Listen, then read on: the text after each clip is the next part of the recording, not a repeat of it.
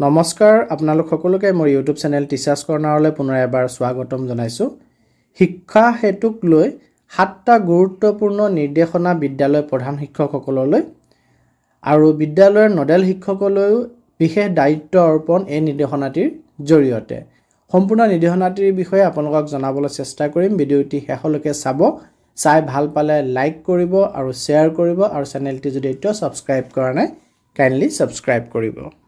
আপোনালোকে স্ক্ৰীনত নিৰ্দেশনাটো দেখিব পাই আছে আৰু মই প্ৰথমতে জনাই দিছোঁ যে নিৰ্দেশনাটি ইন্সপেক্টৰ অফ স্কুল শ্ৰীভূমি ফালৰ পৰা প্ৰকাশ পাইছে, অৰ্থাৎ শ্ৰীভূমি ডিষ্ট্ৰিক্টৰ বিদ্যালয়সমূহৰ কাৰণে বৰ্তমানে প্ৰযোজ্য হ'ব।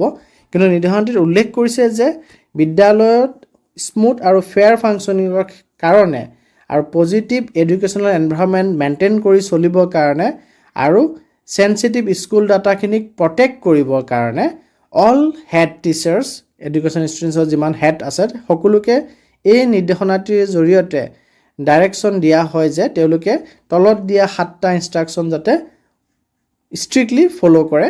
তাৰে প্ৰথমটো লিখিছে যে শিক্ষা হেতু password must be change immediately. শিক্ষা হেতু পাছৱৰ্ডটি অনতিপলমে বদলাই দিব লাগে, কাৰণ শিক্ষা হেতু পাছৱৰ্ড যদি বহুতে গম পায় তেতিয়াহ'লে সেইটো চিকিউৰ নহয়, সেই প্ৰটেকশ্যনটো নাথাকে স্কুলৰ ডাটাখিনিৰ ক্ষেত্ৰত। গতিকে পাছৱৰ্ডটি অতি সোনকালে চেঞ্জ কৰি দিব লাগে।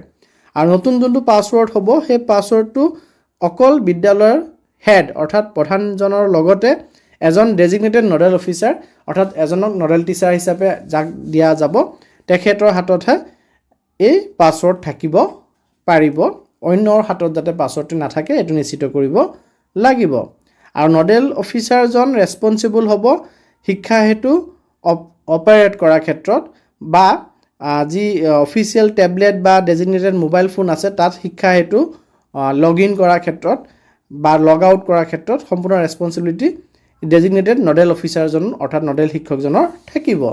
4 নম্বৰ পইণ্টত কৈছে পাছৱৰ্ড যোনটো থাকিব সেই password must not be shared with any other individual.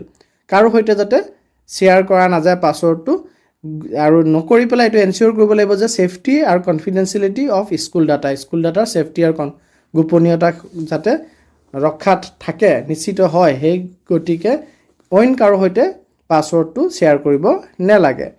নেক্সটত কৈছে যে the new password must B strong and unique. যোনটো পাছৱৰ্ড নতুনকৈ দিয়া যাব সেইটো এটা শক্তিশালী আৰু এটা একক ধৰণৰ পাছৱৰ্ড হ'ব লাগিব। আমাৰ যিবিলাক কমন পাছৱৰ্ড স্কুল @123 বা কেপিটেল এছ দি পেলাই স্কুল লিখি @123 বা স্কুলখনৰ নাম আপোনাৰ যোনটো নাম সেই নামটো লিখি পেলাই @123 দি পেলাই যেনেধৰণৰ আমি পাছৱৰ্ডবিলাক ৰাখোঁ যাতে আমাৰ প্ৰত্যেকৰে মনত থাকে, তেনেধৰণৰ পাছৱৰ্ড আমি যাতে নতুন পাছৱৰ্ডটো নিদিওঁ। আৰু ইয়াত যাতে কণ্টেইন এলফা নিউমেৰিক কেৰেক্টাৰ্ছ অৰ্থাৎ এলফাবেট আৰু নিউমেৰিক অৰ্থাৎ সংখ্যা আৰু আখৰ দুয়োটাৰ কম্বিনেশ্যনত যাতে হয়, কেপিটেল লেটাৰ স্মল লেটাৰৰ কম্বিনেশ্যনত যাতে পাছৱৰ্ডটি হয় আৰু এটা ষ্ট্ৰং ইউনিক পাছৱৰ্ড হয়, সেইটো আমি নিশ্চিত কৰিব লাগিব। আৰু 6 নম্বৰত কৈছে যে head of the institution shall approve all application before they are uploaded. আমি শিক্ষা হেতু পৰ্টেলত বা শিক্ষা হেতু এপত আমি যিখিনি এপ্লিকেশ্যন আপলোড কৰোঁ টিচাৰসকলে বা স্কুল অথৰিটিৰ ফালৰ পৰা হওক, সকলোবোৰ এপ্লিকেশ্যন যাতে হেড টিচাৰজনৰ এপ্ৰুভ হোৱাৰ পাছতহে আপলোড হয়, হেড টিচাৰজনৰ চাইন হোৱাৰ পাছতহে আপলোড হয়, সেইটো নিশ্চিত কৰিব লাগিব। অৰ্থাৎ হেড টিচাৰৰ চাইন নোহোৱাকৈ এপ্ৰুভেল নোহোৱাকৈ কোনো এপ্লিকেশ্যন যাতে আপলোড নহয় সেইটো চাব লাগিব। আৰু 7 নম্বৰ পইণ্টত কৈছে যে বিদ্যালয়ৰ প্ৰধানজন বা নডেল অফিচাৰজন এই ক্ষেত্ৰত ৰেছপনচিবল হ'ব যাতে প্ৰত্যেকটো এপ্লিকেশ্যনে এপ্ৰুভড এপ্লিকেশ্যনহে শিক্ষা হেতুত আপলোড হয়, সেইটো ক্ষেত্ৰত দায়িত্বটো হেড টিচাৰ নডেল টিচাৰৰ ওপৰত দিছে। এই ক্ষেত্ৰত নজৰ ৰাখিব লাগিব আৰু হেড টিচাৰৰ এপ্ৰুভেল নোহোৱা কোনো এপ্লিকেশ্যন যাতে আপলোড নহয় সেইটো নিশ্চিত কৰিব লাগিব। আৰু এই ক্ষেত্ৰত strict compliance with this instruction is mandatory বুলি লিখিছে, অৰ্থাৎ মানিবই লাগিব। আৰু যদি নামানি ইয়াৰ ব্যতিক্ৰম কিবা কৰে তেতিয়াহ'লে সেইটো গুৰুত্ব সহকাৰে ল'ব, ছিৰিয়াছলি মেটাৰটো ল'ব বুলি কৈ পেলাই ইন্সপেক্টৰ অফ স্কুলছ আৰু ডিষ্ট্ৰিক্ট লিমিটেড এডুকেশ্যন শ্ৰীভূমি জিলাৰ তেখেতে চাইন কৰিছে ডিজিটেলি। আৰু 11 ফেব্ৰুৱাৰীত এই নিৰ্দেশনাটি প্ৰকাশ পাইছে, অৰ্থাৎ আজি এই নিৰ্দেশনাটি প্ৰকাশ পাইছে। আৰু এই নিৰ্দেশনাটিৰ জৰিয়তে শিক্ষা